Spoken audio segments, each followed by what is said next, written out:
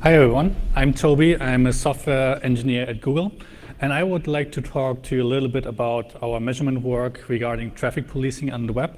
And this is joint work with other folks at Google and also at USC. So just to kick things off, let me put everything into a little bit of context. When we talk about internet measurements, we usually have three involved parties. We have content providers that provide you services like shopping, search, or video streaming. On the other hand, we have the users that consume these services and pay for them. And in the middle, gluing everything together are the internet service providers. Now, in recent years, this kind of environment has undergone some drastic changes. So for one thing, what happened is that we've seen an exponential growth of video traffic. The two video providers named here, YouTube and Netflix alone, account for roughly 50% of the traffic in North America. What all of these content providers have in common, though, is that they want to maximize the quality of experience for their users. So what this often means is we need a high bitrate with low tolerance for latency and packet loss. Now, orthogonal to that, the ISPs have slightly different goals. They want to accommodate a multitude of services and policies, and they often use this by using some form of traffic engineering. So one form of traffic engineering can have the goal of just enforcing a rate limit or maximum throughput. And there are two common ways to do this. The first one is you just drop packets once you reach a throughput limit. This is known as traffic policing. The alternative option is to use a queue, and then you queue packets and send them out at the maximum rate that you want to enforce. And this is called traffic shaping. Now, I want to make it clear that in this talk, I'm only focusing on traffic policing, and traffic shaping is only tangentially involved here. All right, so the contribution of our work is that we want to analyze the prevalence and impact of traffic policing around the world, and then also look a little bit of what can we do about policers and mitigate their potential negative side effects. So this is roughly how the talk is going to be structured. I'm going to tell you a little bit about how policing works, then how we detect it in packet captures, and then provide some measurement results, and finally talk about how we can mitigate their impact. So let's get started. I'm just going to give you a very simple example how a policer works for those of you who don't know about it. So you have an input link, an output link. In the middle you have a policer, and the policer has some state in the form of a token bucket. Now what the policer is doing is it's refreshing tokens at the predefined policing rate you want to enforce. Now when a packet is coming in, the policer is simply checking if there's a token available, and if that's the case, it's consuming a token and sending the packet out. If there's no token available when the packet is coming in, then it just drops the packet immediately. Now let me show you what this can do in practice. Throughout the talk, I'm going to show you a couple of these sequence diagrams where you have time on the x-axis, sequence number, or progress on the y-axis.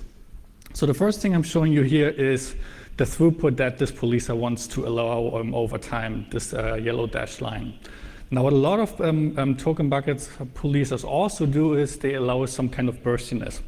So if your connection isn't immediately sending traffic, you can have an initial burst from these saved tokens. So this policing limit is shifted upwards.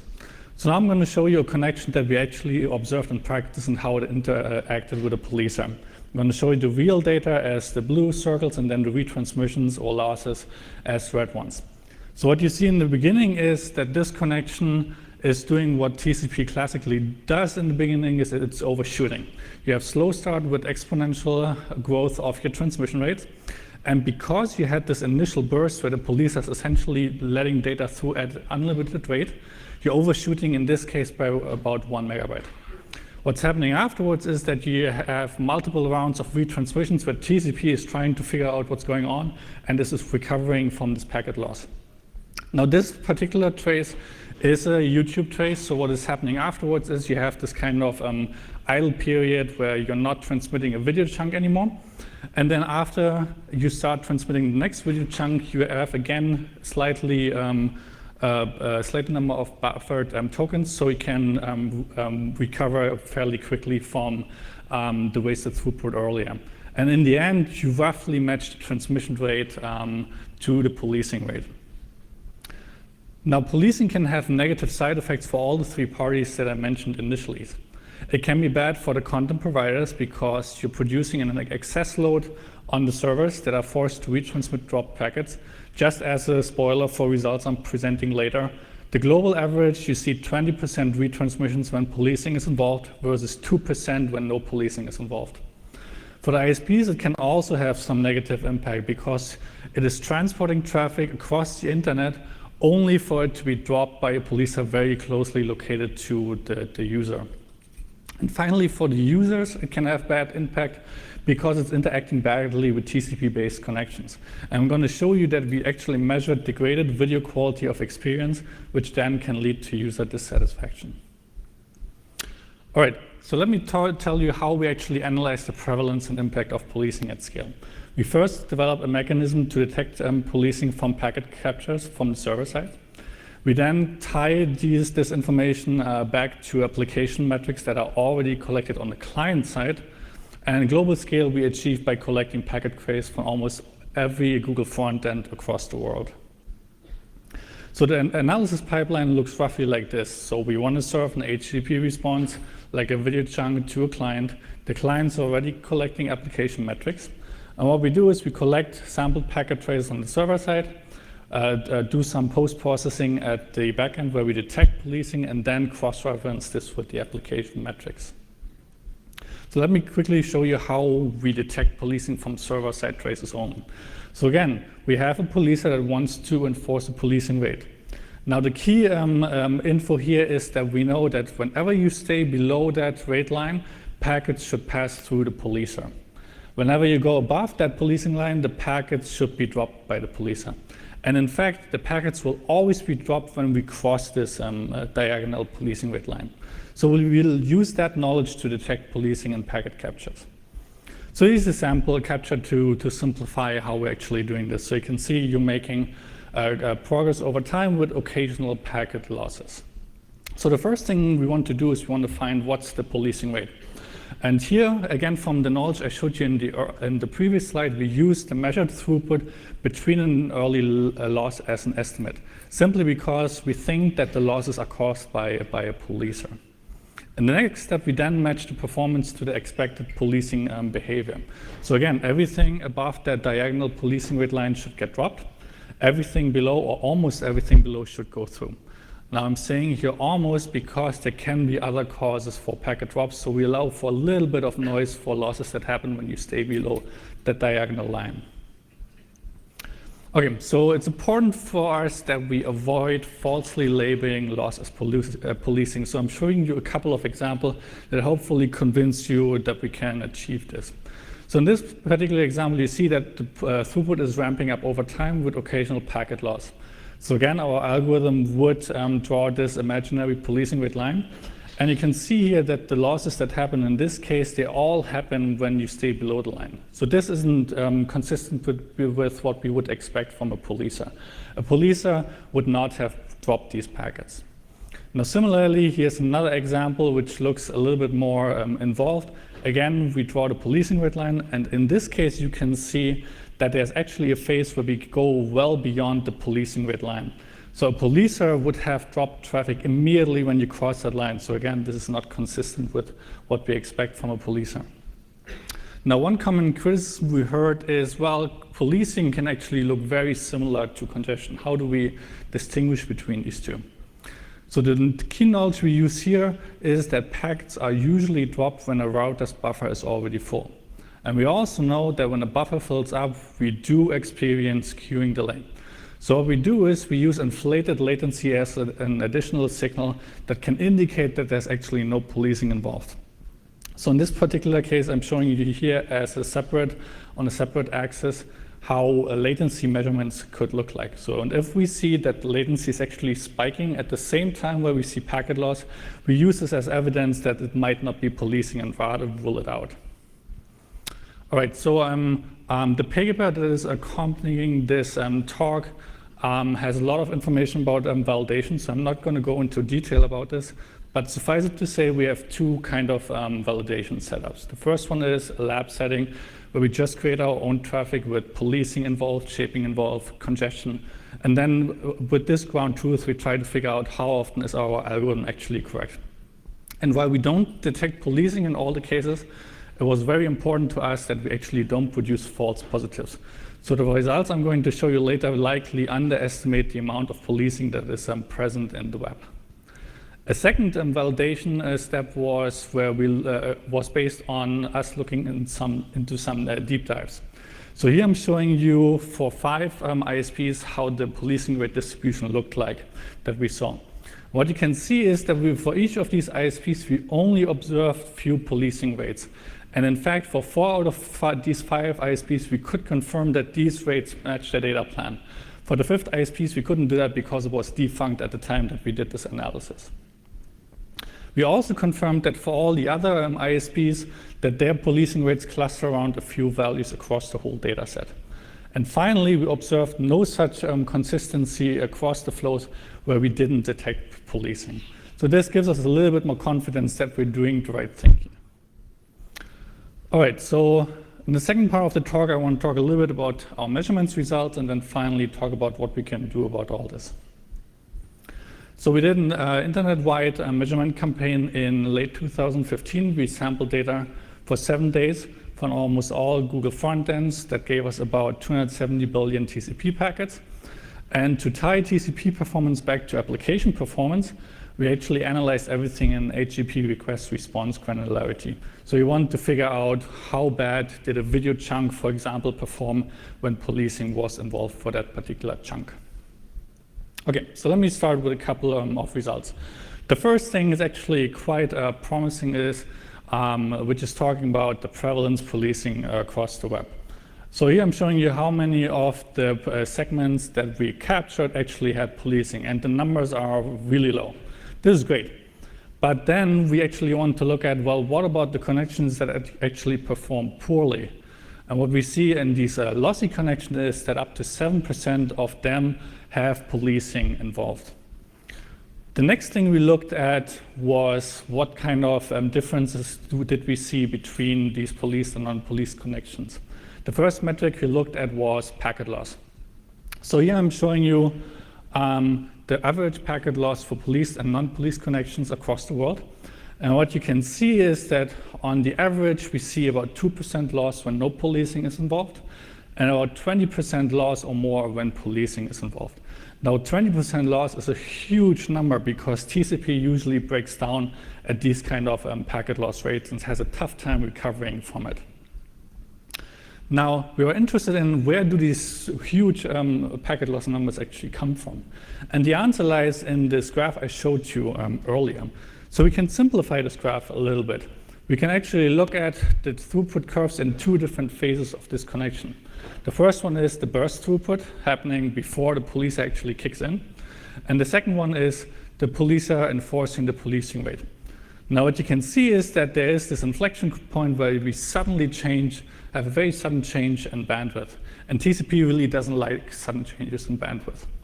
Now when we looked at the burst throughput versus the policing rate that we see, you can see that on average we have policing rates that are over 50% lower than the burst throughput rate.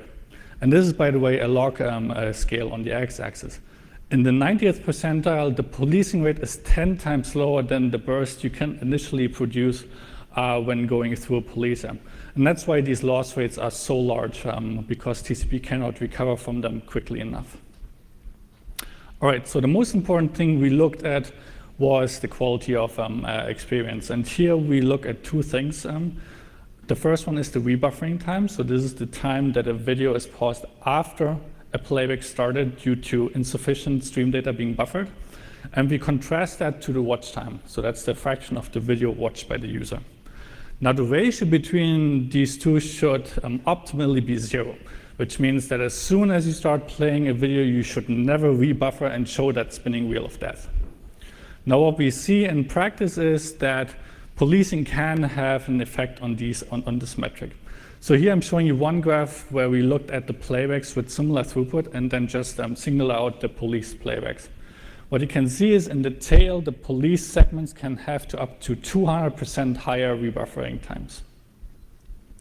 All right, so much about our measurement results. I would like to spend the rest of the talk talking a little bit about how we can mitigate police impact. And we separate this in two categories. What can content providers do, and what can the policing ISPs do?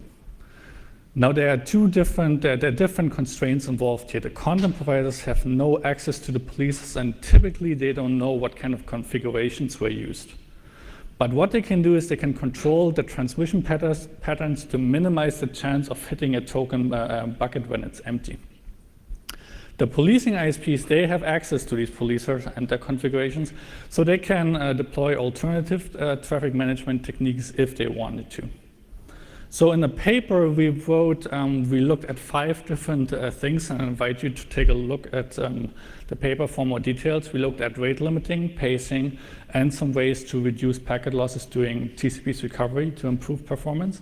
On the policing ISP side, we looked at, can we maybe tune these policers to use better configurations, or shaping as an alternative traffic engineering technique.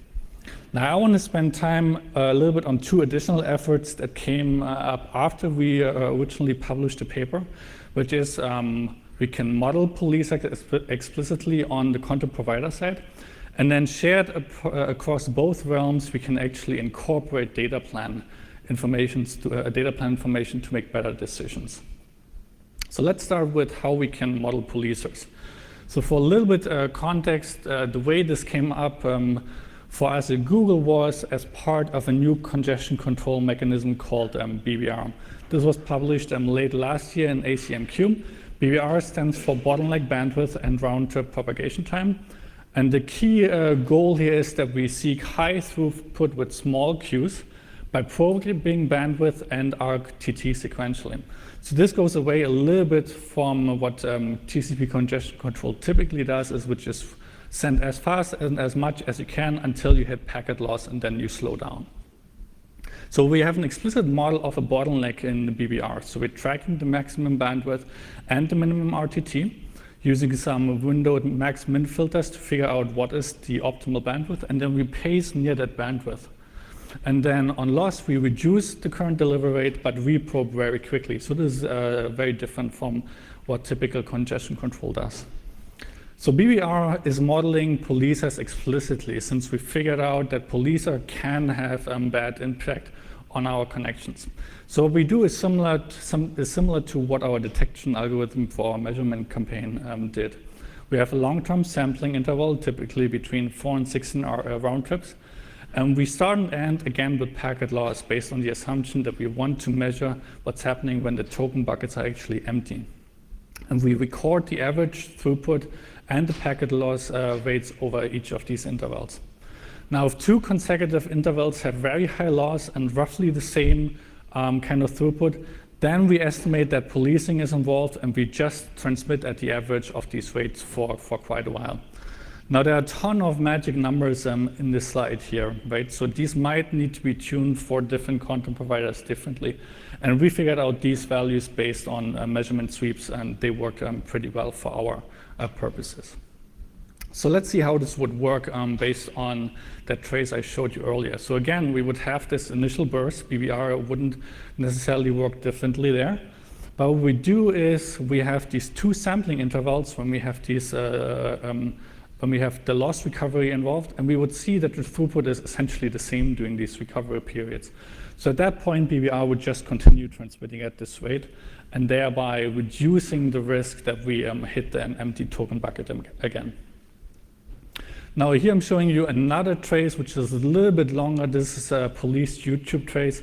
So again, you see at the beginning these collection of red dots where we initially detect the policer, and then we're performing pretty well over time without mostly any loss. You can see in about 10-second intervals that there is policing involved again, so we see again packet loss.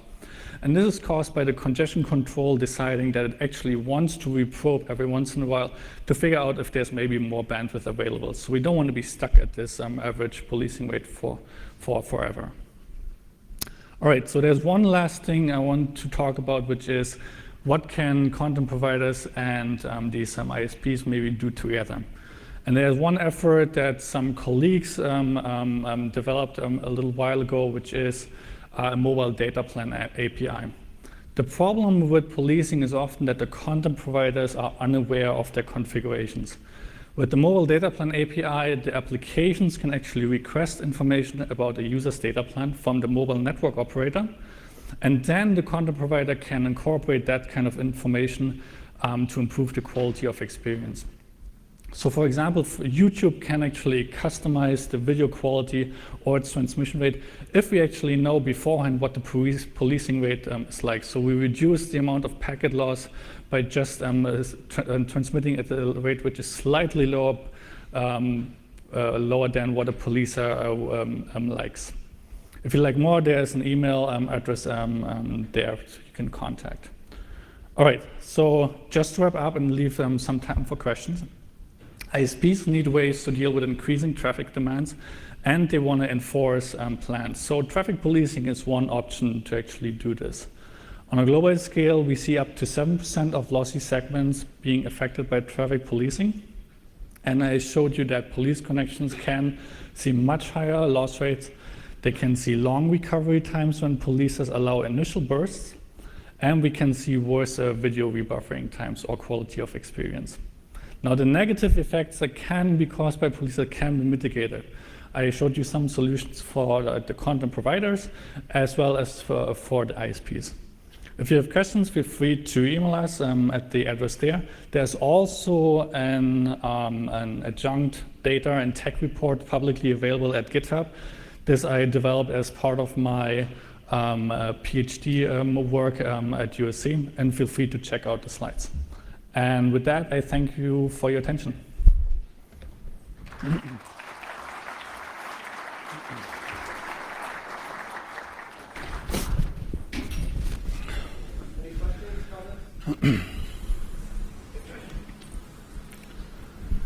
Hi, Jay Gillenfiner. Have you had any positive response from ISPs for this notion of the mobile data plan API? I can't answer that since I'm not involved in the mobile data plan API. I would have to check back on that with other developers. Okay, and follow-on question was, have you given any thought to potential unintended consequences of something like BBR, playing around with retransmission and all the factors that you have, and as you yourself said, you had to come up with some magic numbers which may not apply across all networks. Any thoughts about how to avoid some kind of a storm caused by this? So I can tell you that the BBR team played around with this for multiple years before they actually said, okay, these are the numbers we want to look at. I totally agree that these numbers probably won't work for every single situation. I think the decision was there. We use the numbers that work for the huge majority of people and improve their performance at the slight cost that maybe for a tail of customers, they might make things a little bit worse. Thank you. Yeah. Matt Petak, Yahoo. So to clarify on that, your lab examples look very clean in terms of here's the police or here's our traffic flows. Real world, you've got a lot of different competing traffic flows. Did you find that you had problems with actually characterizing policers when you have many, many parallel data flows all impinging on the bucket at the same time? So, so this works for our traffic pattern, and the only reason for that is that we are not trying to transmit multiple chunks in parallel, right? So we kind of have this special setup where we would have a fairly clean signal. Now, what we would like to do more general is, well, it doesn't really matter if we're looking at a single connection here. Police likely doesn't care about that. It cares more about how much traffic is going to this particular user, so we could just throw everything into a single bucket there. The reason we couldn't do that is for privacy purposes. We had no information about customers whatsoever, so we couldn't even say how many customers were affected by policers, right? I think other content providers could potentially do that, and then they should just adjust the mechanism and say, we'll just look at all the traffic going to a user. And that's also one of the reasons why we likely underestimate how much policing is going on. If there's any kind of noise in there, a little bit of noise we can handle. If you have something going on beside watching YouTube, then we probably have a tough time figuring that out. Gotcha, thank you. Phil Rosenthal from IS Prime. I'm wondering, do you have your congestion control algorithm? Is it like available as a pluggable module that others can use and play around with? BBR has been upstreamed to the Linux kernel a while ago. And as far as I know, there are efforts underway to make this part of FreeBSD as well. Not by Google, though, by other folks. And so following up on what Matt Petak was asking, I mean, when you have in the real world competing flows, doesn't it just end up that it does end up reaching an equilibrium better than previous algorithms, or it still doesn't help? Well, so the thing is, I mean, in the worst case, we don't detect the police arm, right? So that's always a risk, in which case BBR will still perform better simply because it isn't so, it doesn't react so aggressively when packet loss is involved. We just can't fine-tune the algorithm in that case. So we will hit the token bucket over and over again if we cannot figure out that there's actually policing involved there. So that's a risk. Thank you. Yep. Jeff Houston, APNIC. This is sort of another one of the long run of TCP flow control adaptation algorithms. And if I understand what you're saying, you're trying to optimize the flow control where you get packet loss without a corresponding increase in the queuing delay, which is normally what you get with congestion.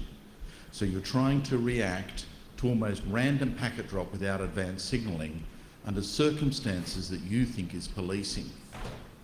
If you have, if we look at the actual numbers, there needs to be 20% packet loss involved here to even trigger this kind of mechanism. So let me get to where I was going. Most of TCP is basically a round-trip flow control algorithm where you punt in stuff, you wait for one round trip, it tells you how it's going. The whole idea behind flow start and AIMD was to sort of oscillate around what you thought was the sweet spot. Yes. You've removed that in this algorithm. So the first point is, do you ramp up as efficiently as AIMD, or do you take slower in BBR to get to what you think is the optimal rate? And secondly, do you adapt aggressively to competing flows, or does it take you some time to sense that someone else is flogging bandwidth and you need to adjust? So are you less sensitive, as Sally Floyd used to say, in this kind of algorithm? I can't answer this exactly because I haven't worked on the BBR algorithm. I really invite you to look at the BBR paper. There has been, Google has done extensive evaluation, and even on the BBR-dev mailing list, there has been extensive evaluation by other parties that looked at, can this actually work in the internet? I think the main consensus is yes, it works better, but I am certain there have been lots of studies where they figured out, well, in this particular setting, it actually sucks a lot. And then people have to look at it again and see, can we actually deal with this, or is this just a corner case? Thank you. All right. All right, thanks.